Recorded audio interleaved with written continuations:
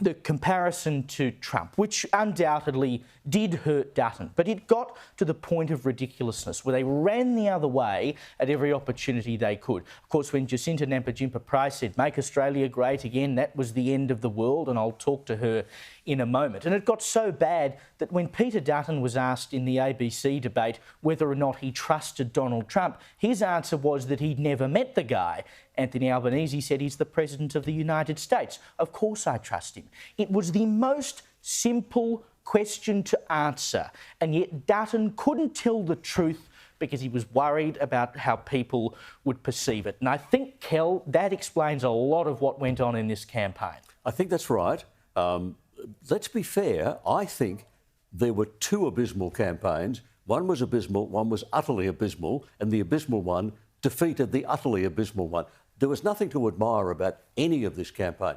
But what happened in the Liberal Party, I have got a theory that somehow the Labor Party infiltrated moles into Liberal Party headquarters and then, hang on, no. And they stood up in front of a whiteboard with markers and they said, "We've done the research, we've run this through focus groups, you need to run an unfocused, undisciplined, obscure campaign." And everyone in the room said, yeah, sounds good, that's what we'll do. So what we had was a campaign that was totally unfocused. I mean, the attempt to soften Dutton was part of it, but he went along with that. I can't imagine a better political leader saying, "Oh yes, if that's what..." No, John Howard wouldn't have allowed for that. There was a lack of focus. Tony Abbott is a model on this because in 2013 what he actually did was to be very focused. Stop the boats, stop the tax. Yeah. Now, this could have been focused. There was the option was on the table for him to stand up and say, "This is the energy election. Living costs are too high, all about energy. Not just your power bills, but every supermarket, every factory, every warehouse. It's putting the price of everything up. So we're going to reduce it, gas in the short term, nuclear in the long term, and put up the argument." And have a focus. There was no focus. You cannot even compete without a focus. Now, Albanese had a focus.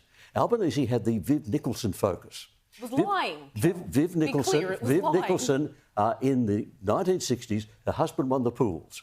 And they said, "What are you going to do with all this money?" And she said, "Spend, spend, spend." And she ruined their lives. And Spend, Spend, Spend became the title of a book about them and then a play about them. Well, he adopted the Viv Nicholson approach and said, "Spend, spend, spend." That's not a policy. A focused campaign could have defeated that. There was zero focus. And I think, Lucy, there was an element of the Liberal Party and commentators, and probably at one point I was one of them, who started to believe our own bull, that we're looking at the polls and going, well, you know, Albanese is a terrible Prime Minister, surely this should be an easy job. And the polls reflected that 3 or 4 months ago. And then all of a sudden they started to turn. And I think there was an element of thinking, oh, well, you know, it'll be close enough anyway. If we get him into minority, we'll get him in 3 years' time anyway. It'll be all right.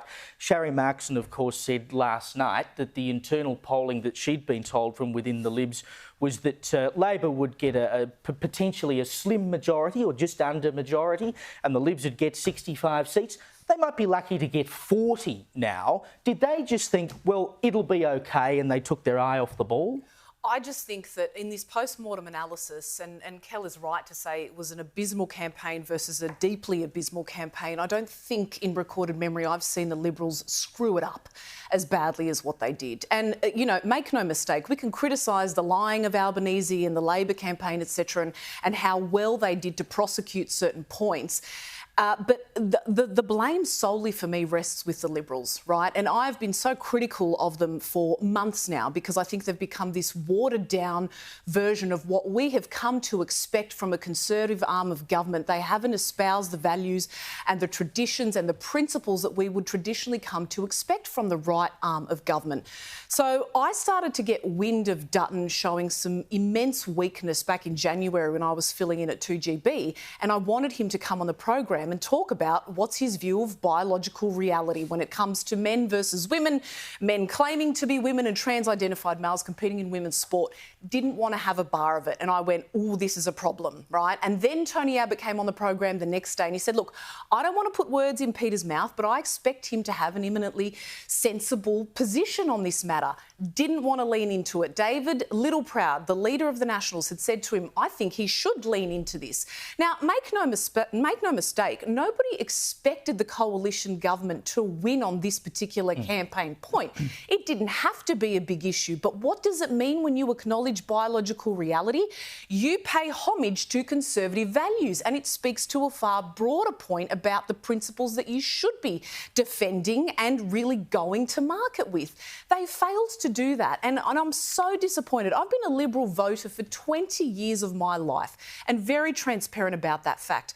I committed a protest vote at this election because I thought, you know what, you don't deserve our vote. We've seen so many people defect from the coalition and really go towards these independent parties because we're not seeing these conservative values, as I said, that we've come to expect. They blew it.